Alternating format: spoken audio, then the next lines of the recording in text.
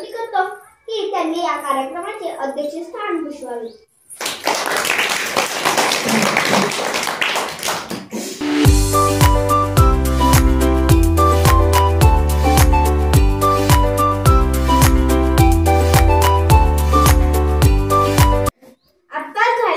अध्यक्षांच्या निवडीला मी अनुमोदन देतो।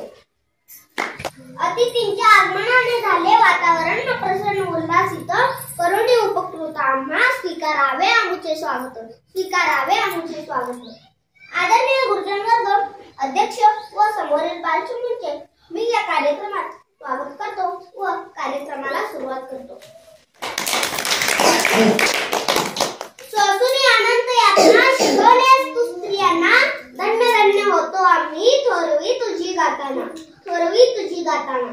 या सावित्रीची थोरवी गाण्यासाठी येत आहेत निकिता विठ्ठल धोडमणी, इयत्ता 4थी। सर्वांना माझा नमस्कार। माझे नाव निकिता धोडमणी, मी इयत्ता 4थी शिकते। माझ्या शाळेचे नाव जिल्हा परिषद प्राथमिक शाळा वस्तीदा। अध्यक्ष माशी पूज्य गुरुजन वर्ग आणि इथे जमलेल्या माझ्या विद्यार्थ्यांनो, आज 3 जानेवारी आहे। सावित्रीबाई फुले यांचा जयंतीनिमित्त मी जे तुम्हाला 4 शब्द सांगत ते तुम्ही शांतपणे ऐकून घ्या ही विनंती। सावित्रीबाई फुले यांचा जन्म 3 जानेवारी 1831 ला सातारा जिल्ह्यातील नायगाव या गावी झाला। सावित्रीबाई फुले यांच्या आईचे नाव लक्ष्मीबाई तर वडिलांचे नाव खंडोजी असे होते। सर्वांना माझा नमस्कार। माझे नाव प्रणाली राजकुर्मे, मी इयत्ता 3री शिकते। माझ्या शाळेचे नाव जिल्हा परिषद प्राथमिक शाळा सुधारसिद्धार्थ आहे। अध्यक्ष महोदय, पूज्य गुरुजन वर्ग व मित्रांनो, आज 3 जानेवारी सावित्रीबाई जयंती। यांच्या निमित्त मी 4 शब्द माहिती सांगणार आहे, ते तुम्ही शांतपणे ऐकून घ्या ही माझी नम्र विनंती। सावित्रीबाईंचा जन्म 3 जानेवारी 1800। समाजाला जिने दिली ज्ञानाची सावली, दंडती क्रांती होती सावित्री माऊली, सावित्री माऊली। असे सावित्रीविषयी माहिती सांगण्यासाठी येत आहेत प्रथमेश सचिन आराटे, इयत्ता 4थी। सर्वांना माझा नमस्कार। माझे नाव प्रथमेश सचिन आराटे, मी इयत्ता 4थी शिकतो। माझ्या शाळेचे नाव जिल्हा परिषद प्राथमिक शाळा वस्तीदा। अध्यक्ष माशी पूज्य गुरुजन वर्ग व विद्यार्थी मित्रांनो, आज 3 जानेवारी आहे। भारताच्या पहिल्या स्त्री शिक्षिका सावित्री क्रांतिज्योती सावित्रीबाई फुले यांचा आज जन्मदिवस।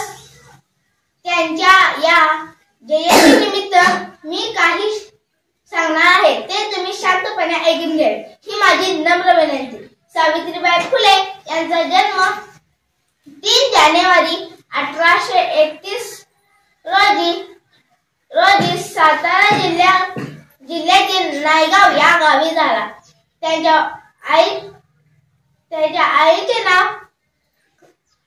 आईचे नाव लक्ष्मीबाई तर वडिलांचे नाव खंडोजी असे होते।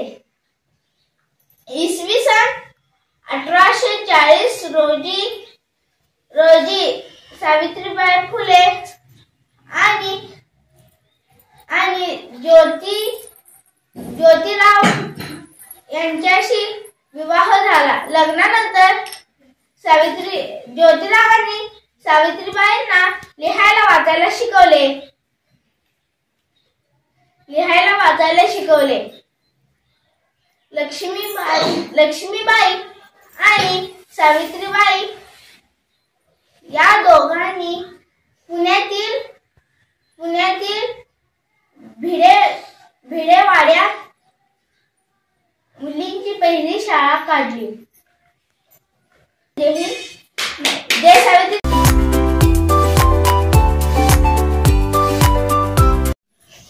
धन्यवाद प्रकाश दादा। 3 जानेवारीला नमन करू सावित्रीला, सावित्रीच्या जन्मदिनाला मान मिळाला बालिका दिनाचा, मान मिळाला बालिका दिनाचा।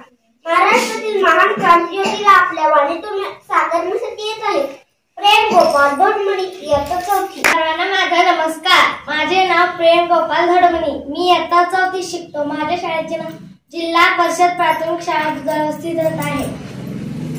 अध्यक्ष माझे पूज्य गुरुजन वर्ग, माझ्या मित्रांनो, आज 3 जानेवारी आहे। आज भारताचा पहिला स्त्री शिक्षिका क्रांतीज्योती सावित्रीबाई फुले यांचा जन्मदिवस. त्यांच्या या जयंतीनिमित्त मी तुम्हाला 4 शब्द सांगणार आहे, ते तुम्ही शांतपणे ऐकून घ्यावी ही माझी नम्र विनंती. सावित्रीबाई यांचा जन्म 3 जानेवारी 1831 ला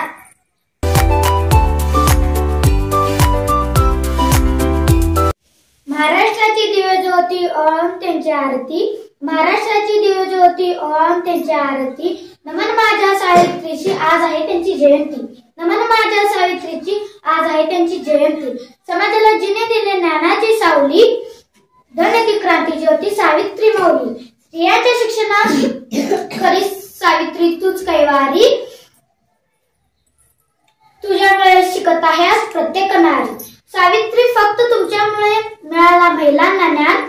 सावित्री फक्त तुमच्यामुळे मिळाला महिलांना ज्ञान. आज जगात होत आहे महिलांचा सन्मान. आज जगात होत आहे महिलांचा सन्मान. माझ्याविषयी जास्त माहिती देण्यासाठी येत आहेत हर्षदीप मल्लाप्पा चौखंडे.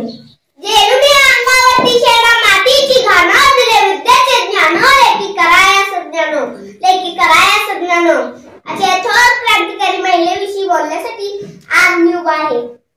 या थोर महिलेचं नाव आहे क्रांतीज्योती सावित्रीबाई फुले. माझ्या वर्ग मित्र आणि मैत्रिणींनो, आज 3 जानेवारी सावित्रीबाई फुले यांची जयंती. त्यांचा जन्म 3 जानेवारी 1831 ला नायगाव येथे झाला.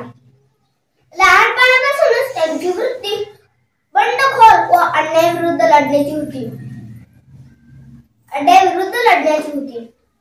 अवघ्या 9व्या वर्षी त्यांचं लग्न ज्योतिरावांशी झालं. त्यांच्या थोर मनाला विद्या प्राप्त करून घेण्याची अफाट इच्छा होती. ज्योतिरावांनीही शिक्षणाचं महत्त्व जाणलं आणि त्यांनी सावित्रीबाईंचं शिक्षण पूर्ण करायचं ठरवलं. पण ते त्या काळात खूप क्रांतिकारी होतं, कारण स्त्रियांच्या शिक्षणावर बंदी होती. शिक्षणाच्या स्वर्गाचे जिने उघडले दार, ती सावित्री आज अख्ख्या जगाचा शिलेदार. सावित्रीबाईंच्या मते शिक्षण हे स्त्रियांना सक्षम करण्याचे व अन्यायाविरुद्ध लढण्याचे साधन होते. ज्योतिरावांनी व सावित्रीबाईंनी पुण्यात महाराष्ट्रातीलच नव्हे तर भारतातील पहिली मुलींची शाळा काढली. त्यांच्या या कार्याला समाजातून प्रखर विरोध झाला. समाजातील लोकांनी त्यांच्यावर दगड, चिखल, शेण फेकले, शिव्या दिल्या, पण तरीही त्यांनी हार मानली नाही. मुलींच्या शिक्षणाची खरी सावित्री तूच कैवारी, तुझ्यामुळे शिकते आहे आज प्रत्येक नारी. सावित्रीबाई या फक्त स्त्रियांसाठीच नव्हे तर अख्ख्या समाजासाठी अंधाराकडून उजेडाकडे नेणाऱ्या एक ज्योत ठरल्या. आणि म्हणूनच आज आपण म्हणतो की मुलगी शिकली, प्रगती झाली. शेवटी मी एवढेच म्हणेन की अशा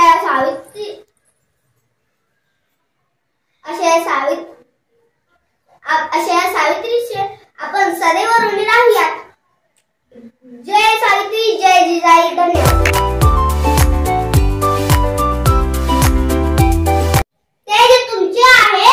चंद्राहूनही जास्त तुमच्या या बोलण्याच्या शब्दात आहे जीवनाचे संपूर्ण शास्त्र.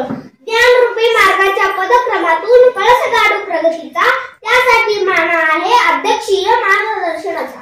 या कार्यक्रमाचे अध्यक्ष श्रीवर्ध संजय सुतार यांना मी विनंती करतो की त्यांनी आपले विचार विद्यार्थ्यांसमोर मांडावे.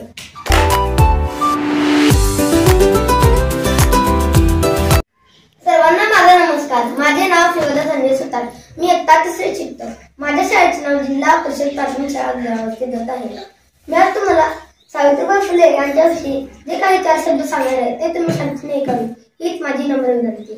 सावित्रीबाई फुले यांचा जन्म 3 जानेवारी 1831 रोजी सातारा जिल्ह्यातील नायगाव या गावी झाला. त्यांच्या आईचे नाव लक्ष्मीबाई तर वडिलांचे नाव खंडोजी असे होते. इसवी सन 1840 रोजी ज्योतिराव यांच्याशी सावित्रीबाई यांचा विवाह झाला. लग्नानंतर ज्योतिरावांनी सावित्रीबाईंना लिहायला वाचायला शिकवले. इसवीत सावित्रीबाई व लक्ष्मीबाई यांनी मिळून पुण्यातील भिडेवाड्यात मुलींची पहिली शाळा काढली. त्या शाळेत सावित्रीबाई परकीय शिक्षिका असे म्हणून काम करीत होत्या. त्या काळात मुलींना शाळेत जाण्याची परवानगी नव्हती, परंतु सावित्रीबाई यांनी मुलींना लिहायला वाचायला शिकवले. एवढेच नाही तर महिलांच्या हक्कासाठी सुद्धा त्यांनी लढा दिली. अशा थोर मातेला मी वंदन करतो व इथेच थांबतो. जय सावित्री, जय जिजाई. माझे सहकारी कुमारी मेघना बंडोपंत गिमारी यांना मी विनंती करतो की त्यांनी आभार प्रदर्शन करावे. व्यासपीठावरील सर्व मान्यवर, आमचे गुरुजन वर्ग व विद्यार्थी मित्र मैत्रिणी यांनी आपला बहुमोल वेळ देऊन आमच्या या कार्यक्रमाची शोभा वाढवली, त्याबद्दल मी त्यांचे आभार मानते व आजचा कार्यक्रम संपन्न झाला असे जाहीर करते.